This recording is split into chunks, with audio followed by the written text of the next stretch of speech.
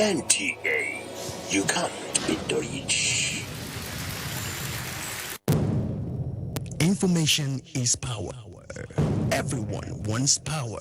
So feel powerful with the NTA News mobile app, the one-stop information center. Real news at your fingertip. Be the first to report by uploading first-hand information on the YouReport link, and be the first to know by simply clicking on any of the links on the sidebar for headlines, domestic and foreign news, economy, security, politics, sports, and more. Stream live on your smartphone and tablets and stay connected. It's pretty easy. Simply download NTA News app from your Google Play Store and you're good to go. NTA News mobile app, your access to real-time information.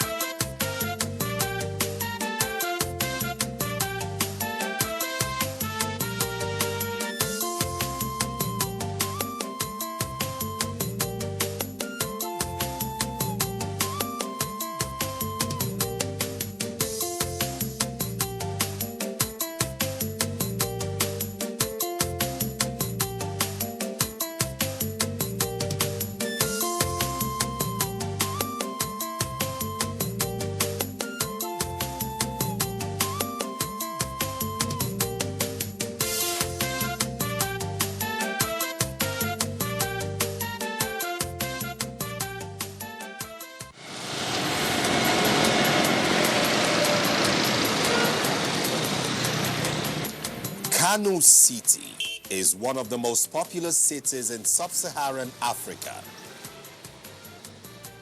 Its rich cultural and ancestral heritage, which dated back several centuries, has always made the city a tourist destination of choice any day. Thus, our exploration on this episode of the program is to one of the ancient monuments in the city, the Gidan Makama Museum, located at the heart of the ancient city of Kano. The edifice is highly sought after for its rich architecture and the various historical artifacts it's housed as a museum. With history dating back to the 15th century, Gidan Makama was built as the first official residence of the king during the reign of Sarki Abdullahi Buruja. Oral tradition posited that prior to the designation of the building as the first palace in Kano, successive emirs of Kano usually reside in their private residence while they administer the city from their respective homes.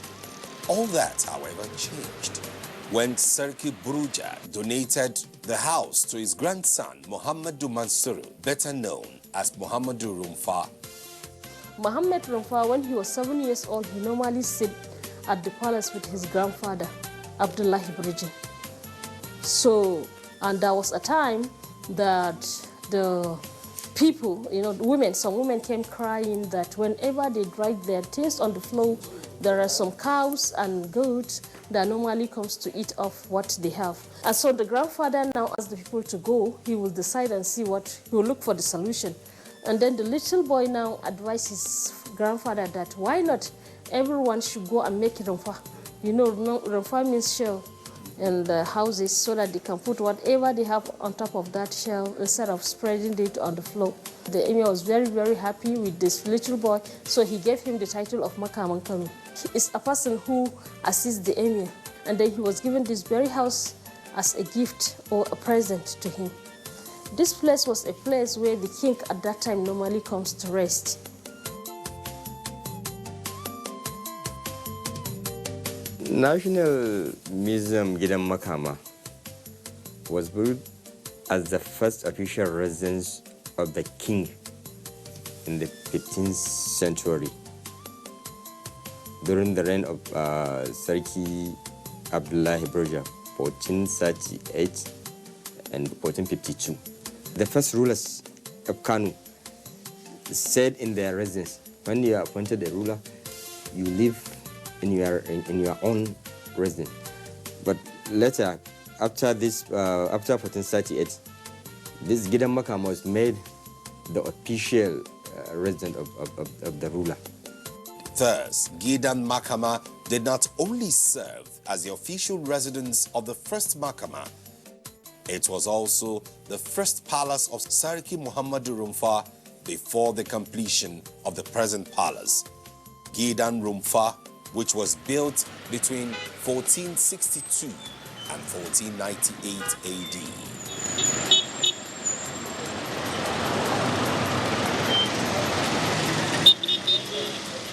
Built with local materials which comprised of conical mud bricks known as tubali, cemented with mud mixed with hay and manure, and was plastered with a locust bean solution known as makuba.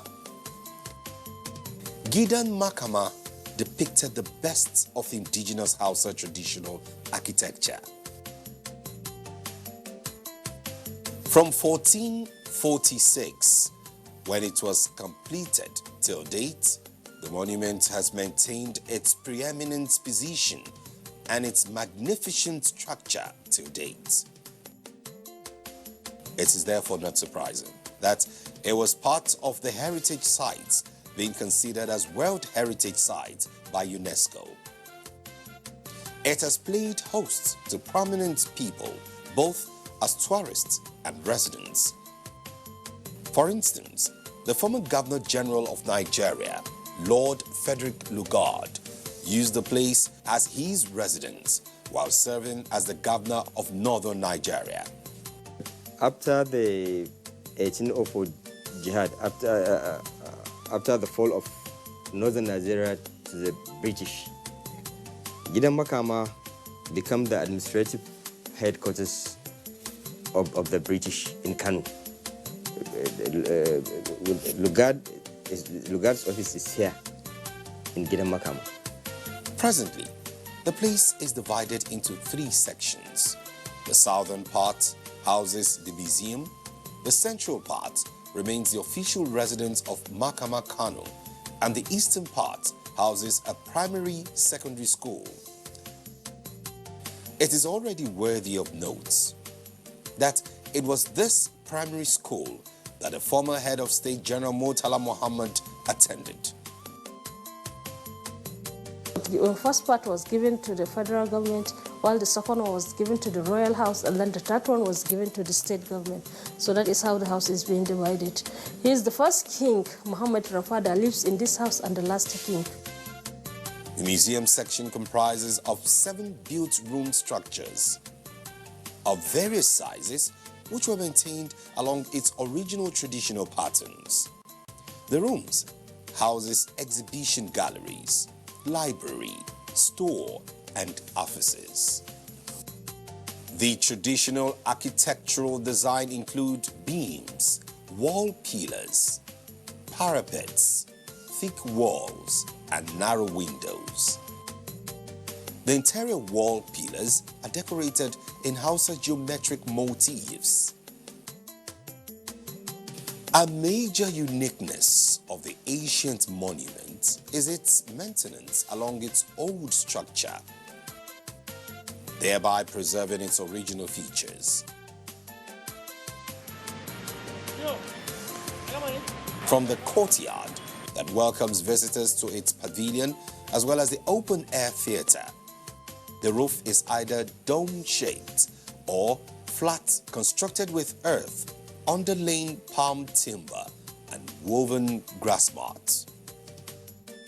From the entrance, where one is ushered into the various galleries within the museum, visitors are ushered into the rich heritage of the Kano people, as well as that of northern Nigeria. This is the first gallery. What we showcase here is the materials we use in building this very house. Tubali is the local blocks we use in building this very house. After Tubali, we have what we call red soil. Red soil is the sand we use in plastering the inner part of the house. And then we have Makuba. Makuba is called locust beans in English. So it's when you mix this with this red soil, it gives you the color you see outside. And reason why they don't mix it and then plaster the inner part of the house is because of mosquitoes.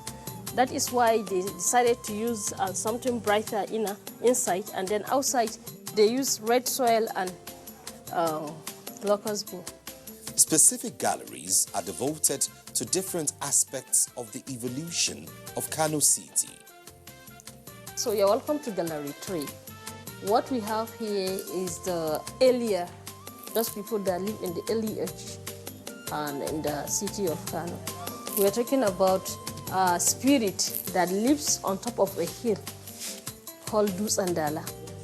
The name of that spirit is called Tsamburbura, and there is a chief priest called Barabushi. Barabushi is the one that normally comes to listen to the problem of the people, and then he climbs up to the spirit and tell her, and she'll now tell him the solution of the problem. And then he will tell them. It happens once in a year. Every year they will come and go around the hill, and then they will make some sacrifice. So there comes a man called Bagauda. He is the first person that came to destroy this very shrine, and then he became the first king. He stopped the act of this worship, and then he became the first king in Kano. The history of the various administration and rulership of the city occupied a major place within the museum. Traditional architecture of Kano genealogy of the emirs of Kano and British occupation. That is the second gallery. Yeah. So it shows, the second gallery shows the British occupation of northern Nigeria, how the Kano falls to the British, and the genealogy of the Kano ruling houses, the Gidan Kuchumbi, the Bagauda ruling house, and the Gidan Rumpa. The various attires worn by different segments of Kano City was showcased within this gallery. All these things that is being showcased here, they are the symbol of authority. That is what the king used. And then we have the trumpet. Whenever the king is coming out, then they will blow the trumpet. It is a sign telling people that the king is coming out of his house. And then we have this fan, local fan, made out of ostrich and feather. We call it Figini in Hausa. The advent of the colonialists and the eventual conquest of the sitting monarch were pictorially represented in this particular gallery. Well, as expected of a national monument that is under the purview of the National Museum and Monuments, a gallery was devoted to artworks from other parts of Nigeria and indeed Africa. A pride of place was reserved for the immediate past emir of Kano, the late Emir Alhaji Ado Bayero. Here, in this picture, when we look at it very well, we see the picture of the emir, the late emir. That is Sarkin Kano Ado Bayero, with his twin spear in his hand during Babban Sallah. This gallery is called Islamic Gallery and is the 7th gallery in Gidan Makama Museum. What we have here is it's about the Islam. Then here we talk about the 5 pillars of Islam.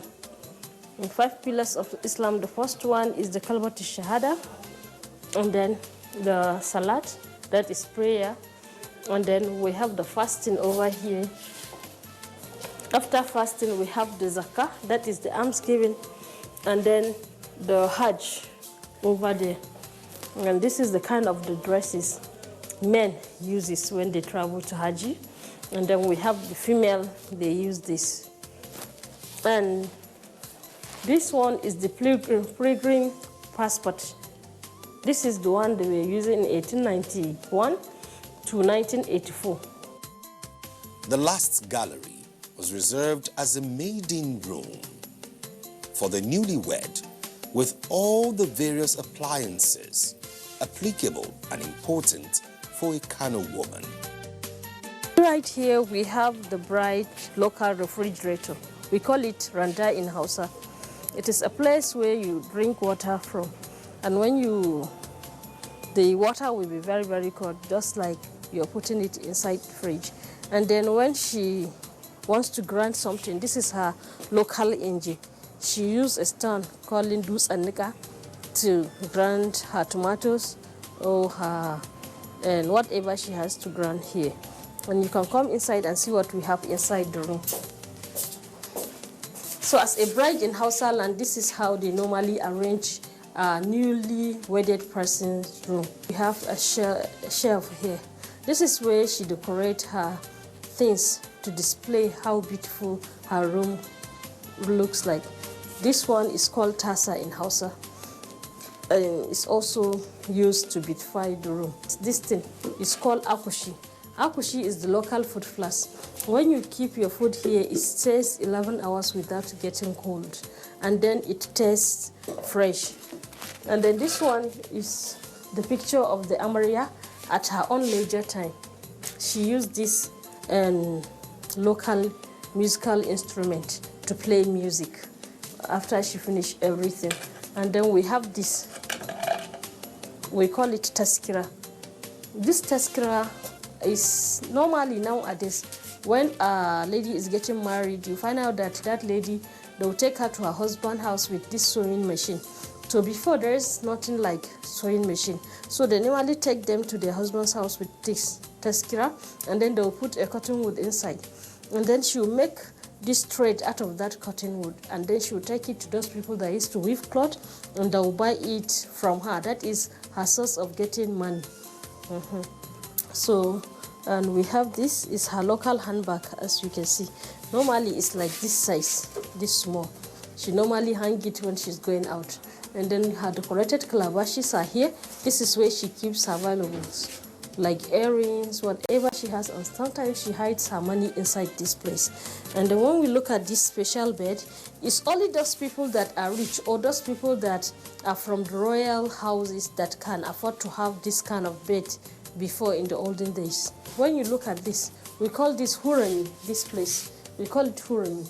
You use a small piece of cloth to cover this place from here to here, so that if her husband is sleeping, nobody will be able to see him when she has a visitor inside the room. We have halipe. That is when somebody is getting married, you know, you have to take boxes and cloth inside. In the olden days, this is what they take to them. They'll put the cloth and everything inside this kindai. Some people call it adudu, this thing. And then she also have some special randa, that is local refrigerator inside, different from the one outside. The ones outside, she uses it sometimes for cooking and then washing plates. And then this one's inside, she uses it one for her husband and one for her visitors. Because visitor is not allowed to take water from her husband's randa, that is pot. That Gidan Makama is a national treasure to be preserved and cherished due to its enviable position as a repository of ancient treasure dating back to several centuries is certainly not in doubt.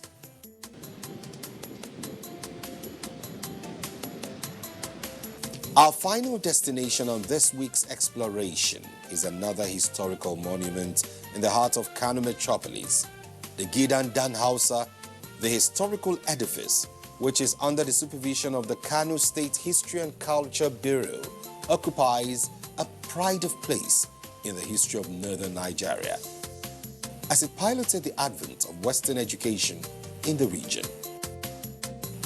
Originally, the official residence of Turakin Kano, the architectural masterpiece, was already 150 years old before the arrival of the man that used the place as the first school in northern Nigeria in 1909. Hans Fischer, a naturalized Briton from Switzerland, did not only lay the foundation of Western education in northern Nigeria, but he also attained such a mastery of Hausa language to such a level that he was nicknamed Dan Hausa, thereby turning the house into Gidan Dan Hausa.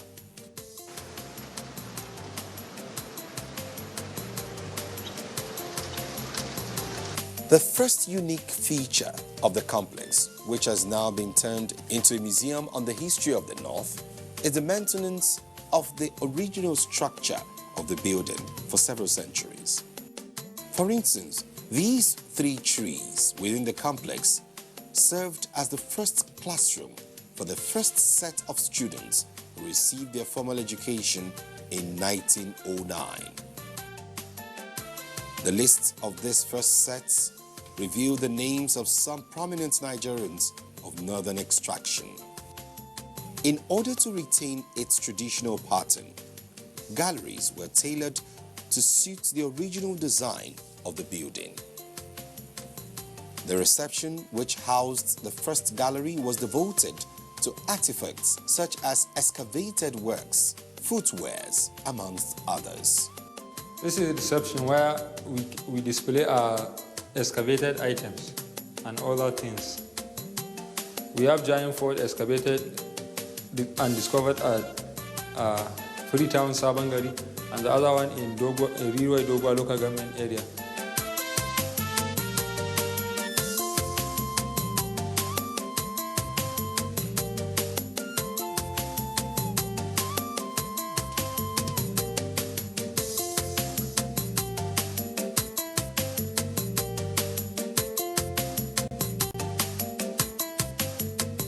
The second gallery, which is situated within the dining hall of the complex, housed the royalty of Kano Emirates.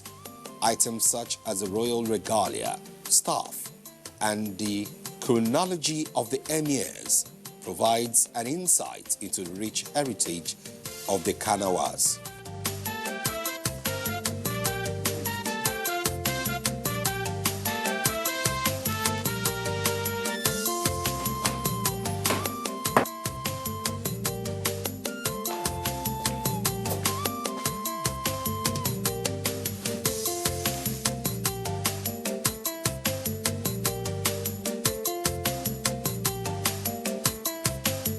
The various vocations and crafts of the canopy are on display in the sitting room, which housed the 4th gallery.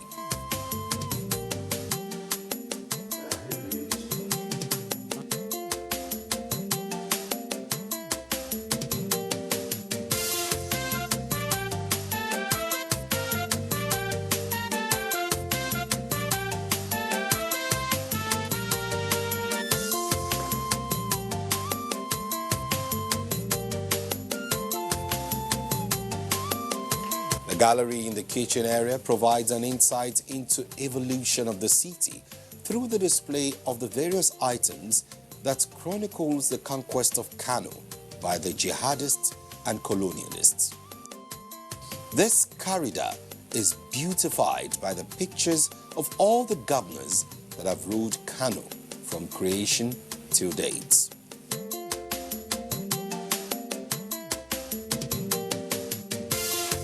The last gallery, which occupies the bedroom, is full of an array of traditional Hausa attires and musical instruments.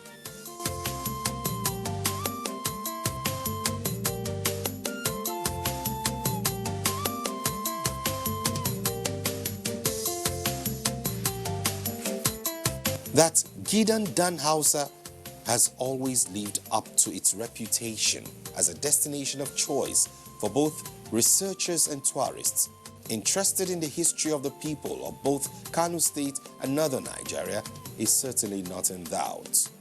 It has not only retained its pride of place as the cradle of Western education in northern Nigeria, but has also had its name continue to reverberate across the globe due to the richness and originality of its artifacts.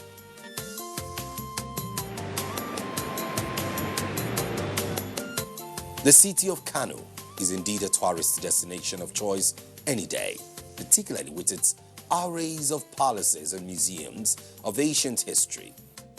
So, whenever you are planning a holiday in the north, maybe precisely in Kano State, you will surely find a place to visit, since it is one of the cities housing some of the great treasures that this great country Nigeria is blessed and endowed with.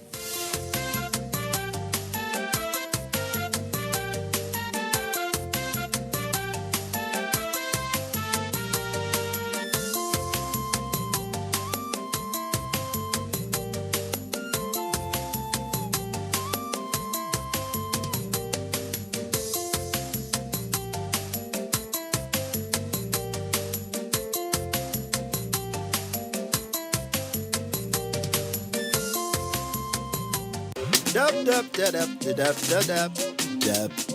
Yes. One day as I did dab, they go. Now I might see my neighbor on top electric pole. Don't be how my hold so. Before, so Climb every day. Come on, electric bill. You not gree pay. waiting concern you for there. I beg you, come over here. Okay, oh. I don't talk my own. As I dab reach house.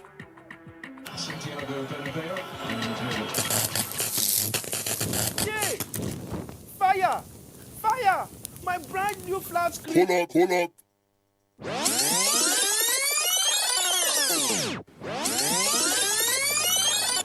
Waiting concern you for there. I beg you, come over here. Government property, now my property. If you don't come down now, I go report. No be only report. Now report card.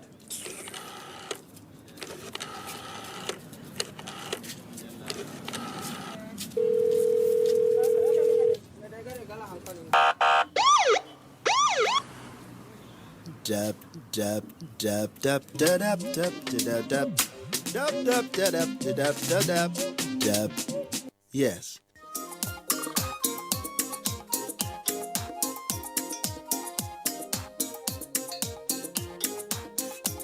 Basically, it has to do with the joints, coupled up with the muscle pains and all that. Arthritis in a layman's language is the inflammation of the joints of the body. It is important to understand that following a bite by a female Anopheles mosquito, it will take 9 days for you to develop symptoms. It cannot happen within 2 days or 3 days, as some people would be afraid and they will be concerned about. Me and my mom take breeze walk 2 or 3 times a week. And how do you feel afterwards? 12, 13, 14.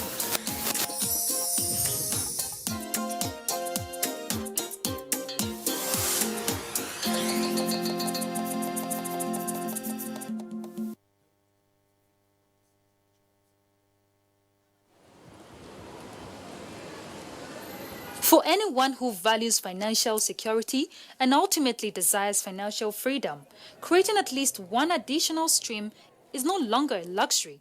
It has become a necessity. Diversifying your income stream is crucial to protect yourself and your family against the unavoidable ups and downs of economic and industry cycles. Because of the financial risk that come from relying on one source of income, such as a job or a business, consider creating at least one or more additional streams to generate cash flow. The benefits of having multiple streams of income include peace of mind, because you know there will always be money to spend. Also, you will earn much more than you currently earn from your day's job. Therefore, you will live bigger and better. Your additional income streams can be active, passive, or a combination of the two. Some may pay you for doing something that you love, active, while others can provide income for you without having to do much of anything at all, passive. Here are multiple streams of income opportunities: selling information in hard book format, selling information in the form of downloadable ebooks, making money from referral opportunities, training classes, consulting opportunities, dealership opportunities, design opportunities, manufacturing opportunities, investment opportunities. The list is definitely not exhaustible.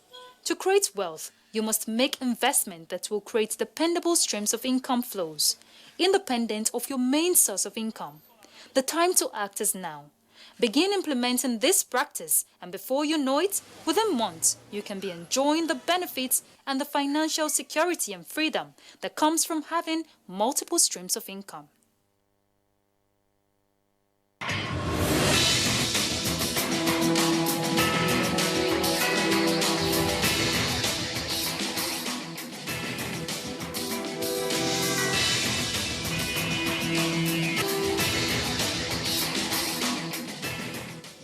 Imagine a station where you access information. Think of a station that creates awareness for national development. Imagine a station that prepares you for a bright and greater future. A station for all ages.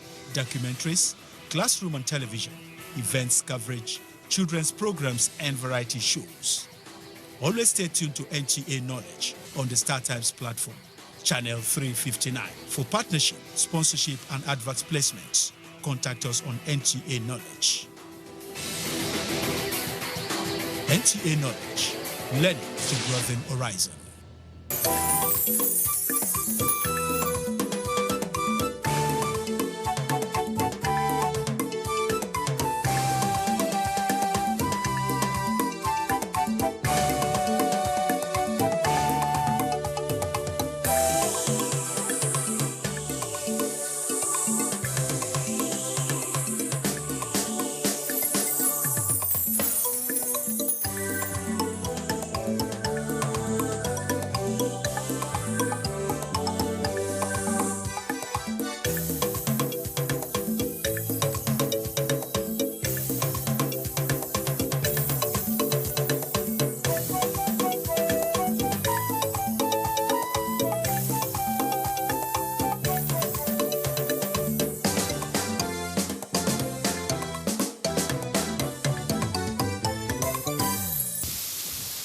Of all cereals consumed, wheat has the highest concentration of protein.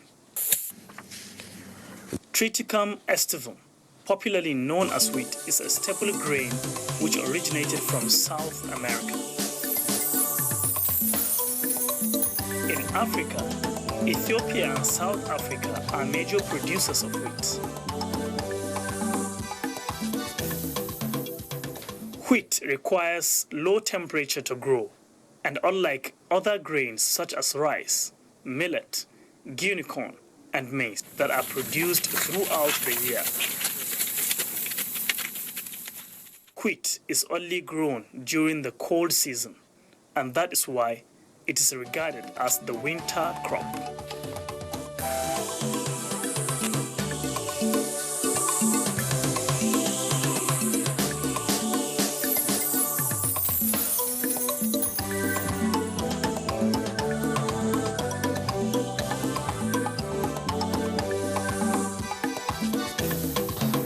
When you look at wheat crop, considering its origin from the temperate, so actually the requirements are cold. The environment has to be cold, which means the temperatures must be lower. It's lower in the sense that it has to be less than 18 degrees minimum mean daily temperatures. And in that case, we can only grow wheat crop in this environment during the cool season, specifically Harmattan. The temperatures are quite lower and we can get some yield, actually. Not generally quite high yield, but on the average we can have some yield. Wheat is a cereal product. It belongs to the classes of carbohydrates, although it contains some other nutrients apart from the carbohydrate content of the whole wheat. Wheat is a cereal from a cereal family, just like rice, maize, and corn, but it has more nutritional value than rice, maize, and corn. Wheat has a whole grain wheat, because wheat is of different classes, variety. We have a whole grain wheat, the one that has not been polished. That is what we call whole grain wheat. And that one contains a rich source of fiber, which may have a positive effect on digestive system. And then we have whole grain wheat also have a decent source of vitamins, minerals,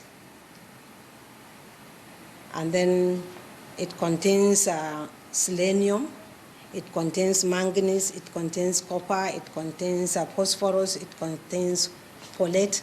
This folate is what we call folic acid or vitamin B9, and this vitamin B9 or folic acid is very, very essential during pregnancy.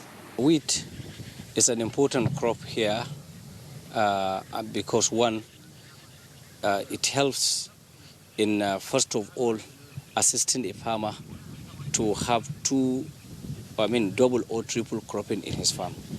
And secondly, it's one of the crop that is consumed in this country almost second to rice or gari.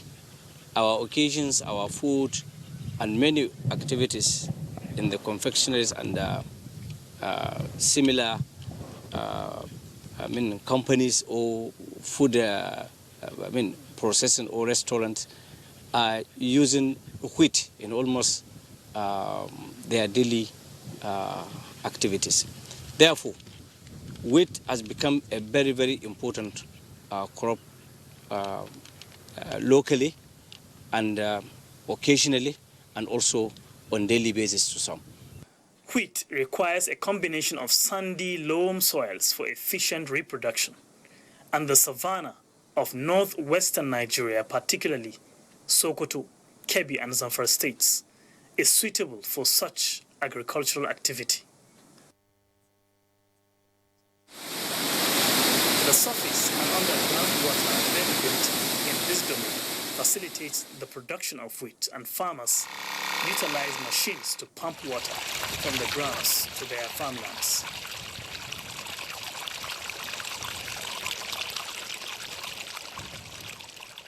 If you look at Sokoto, Kebbi, Zamfara, our floodplain is known in the world. In the geography, we know we have been identified as one of the floodplain that has shallow water table, and with the dams such as Bakalori and Gwarenyo at the upstream of these two states, and then other dams that include Meirua Dam in Katsina, Jibe Dam, Zobe Dam, and some other small dams and other tributaries to River Niger, such as River Zamfara, that passes across Zamfara and part of Sokoto and end up in Kebbi. All these have large amount of water that passes through both surface and underground to the River Niger for downstream flow to Atlantic Ocean. Therefore, the potentials are in fact enormous. Out of the 923,000 hectares available in Nigeria, this part of the country almost account for between 30 to 40% of the total land. And most of our land here, as far as wheat production is concerned, is suitable. Notwithstanding, research reveals that grains yield of wheat produced over the year is grossly inadequate to meet home consumption, let alone exportation. Recent statistics rated Nigeria among the lowest wheat-producing countries, but among the highest in its consumption, spending about 360 billion naira to import the product annually. Huge sum, enough to develop other sectors of the economy. In the past, many attempts made to adequately utilize resources as well as encourage farmers to produce wheat fall short of expected results due to so many challenges. One of them is market uncertainty. Unlike in the case of some food and cash crops such as maize, millet, and rice that can serve both subsistent and commercial purposes, it is not a tradition in many farmer households to grow wheat.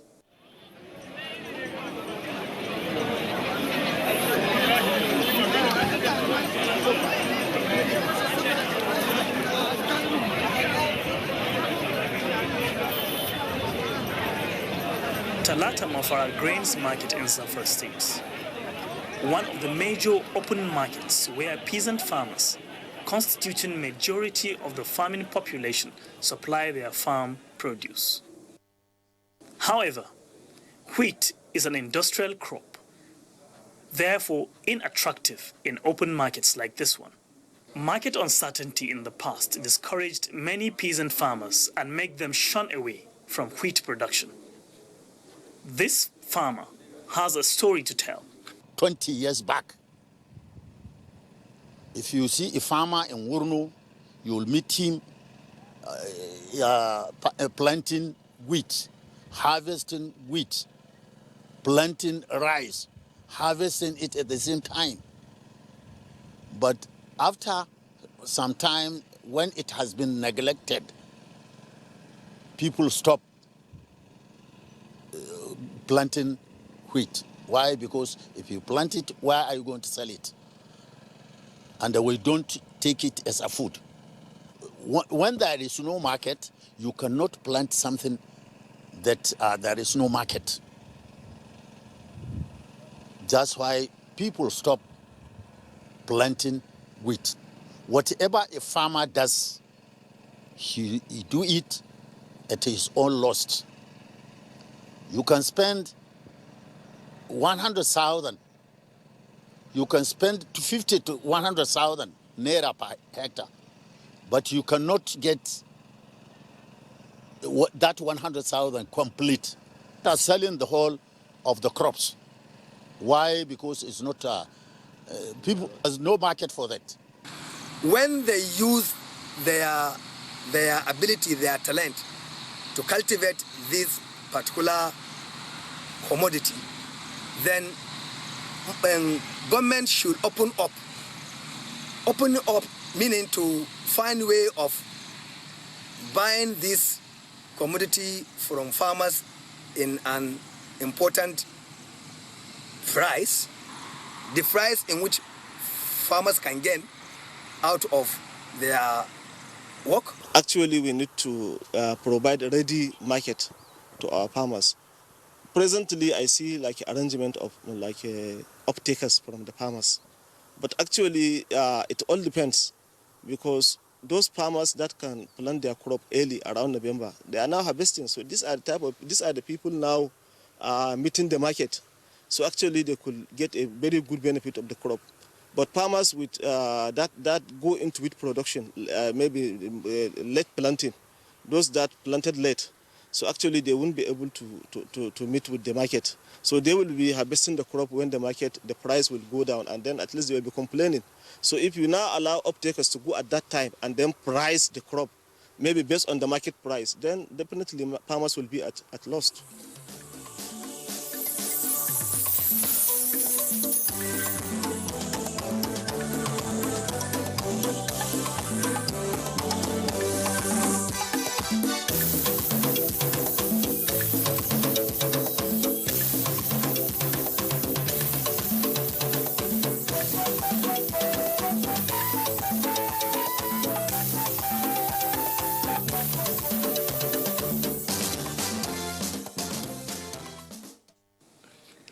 Key stakeholders at both states and federal levels have demonstrated commitment to utilize Nigeria's agricultural potential to ensure the nation's food security.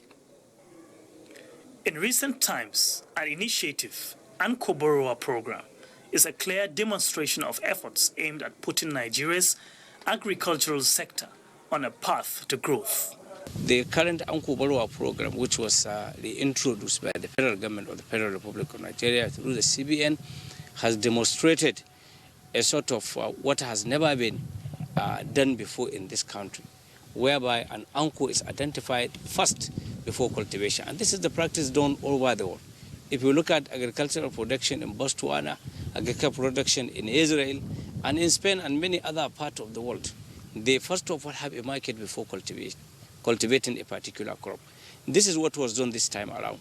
So those who are millers of flowers were first identified, and they show the interest and readiness to take away, from the farmers, whatever they have cultivated. And secondly, by providing the necessary input. If, for example, the previous arrangement, a farmer who is a real farmer hardly get the required fertilizer or the necessary input. But the Anko Borowa program has given him the opportunity to get all the